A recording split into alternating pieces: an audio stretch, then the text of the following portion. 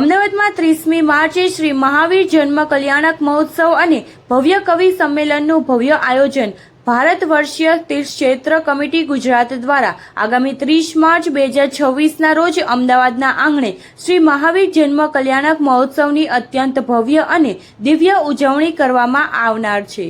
આ અંગે અધ્યક્ષ શ્રી પારસભાઈ જૈન બજ, ઉપાધ્યક્ષ શ્રી રાજેશભાઈ શાહ, મહામંત્રી શ્રી ઋષભકુમાર જૈન, સંયોજક શ્રી નરેશભાઈ શાહ તેમજ શ્રી રતનભાઈ પાટનીએ ઉપસ્થિત રહી મહોત્સવની રૂપરેખા આપી હતી। આ પ્રસંગે શિરોમણી સંરક્ષણ સૌભાગમલજી કટારિયાએ પણ ખાસ માહિતી આપી હતી। पारस जैन, राजस्थान से बिलोंग करता हूँ। करीब 52 साल से अहमदाबाद में रहता हूँ और मेरे दिगंबर समाज की एक संस्था है जो पूरे भारतवर्ष के तीर्थों को संभालती है। मैं उसका अध्यक्ष हूँ। सर, जो प्रोग्राम होने वाला है इसके बारे में बताइए। कौन आने वाला है मेहमान या सरकार से और मुख्य मेहमान? ऐसा है, ऐसे स्वीकृति तो हमें अभी मोना बहन और 2-4 IRS ऑफिसर्स की मिली है, क्योंकि अगले ही दिन हमारे यशस्वी प्रधानमंत्री जी पधार रहे हैं, तो उसकी वजह से उनका बहुत बिजी शेड्यूल है।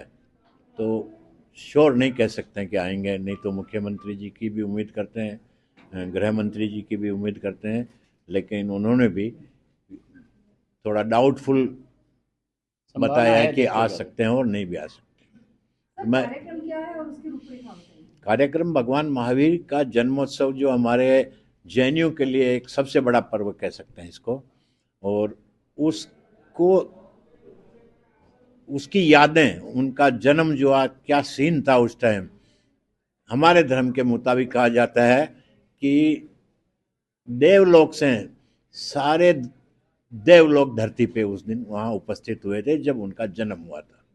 इसका मेन ऑब्जेक्टिव क्या है? ये एक अलग जीव है जो ये माना जाता है कि उसका अंतिम जन्म होगा, और हमारे धर्म के हिसाब से यहाँ अवतारवाद नहीं होता है, हमारे यहाँ मोक्षवाद होता है कि भाई अब ये जीव वापिस पुनर्जन्म नहीं लेगा, एक जगह सिद्ध शिला जिसको कहते हैं वहाँ जाके स्थिर हो जाता है। હું ઋષભકુમાર જૈન, પ્રેસિડેન્ટ સ્વર્ણિમ સ્ટાર્ટઅપ યુનિવર્સિટી અને તીર્થક્ષેત્ર કમિટીનો મહામંત્રી ગુજરાતના। આ એક વિશેષ આયોજન છે ભગવાન મહાવીરના જન્મોત્સવનું। ભગવાન મહાવીરના જન્મ કલ્યાણકમાં ભગવાનનો જન્મ થશે, ભગવાનનો રાજ દરબાર લાગશે।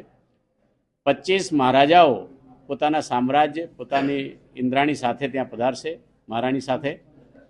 વિશેષ કાર્યક્રમ જે કરવામાં આવશે એ આ જે યુદ્ધનું આ જે માહોલ છે કે ચારે બાજુ હાહાકાર છે, એને શાંતિ માટે એક વિશેષ મંત્રોચ્ચાર થશે, આકાશવાણી થશે, દિવ્ય ધ્વનિ થશે અને પછી ભગવાનનો જન્મ થશે। જન્મ પછી શૈલેષ લોઢાનું એક કવિ સંમેલન, એમની સાથે 2 હાસ્ય કવિ અને વૈભવ મારવારે સાથે એક જૈન કોન્સર્ટ કરવામાં આવશે। પછી એક વિમોચન છે જે અમારા દિગંબર જૈન સમાજનું એક વિશિષ્ટ ગ્રંથનું વિમોચન છે। સૌથી મહત્ત્વનું આનો જે ઉદ્દેશ છે કાર્યક્રમનો કે અહિંસા પરમો ધર્મ, વિશ્વમાં શાંતિ થાય, અને ભારત સરકાર અને ગુજરાત સરકાર એવો પ્રયાસ કરે કે જૈન સમાજ દ્વારા એમનું નિવેદન કરવામાં આવશે કે તેઓ આ શાંતિ માટે કરે।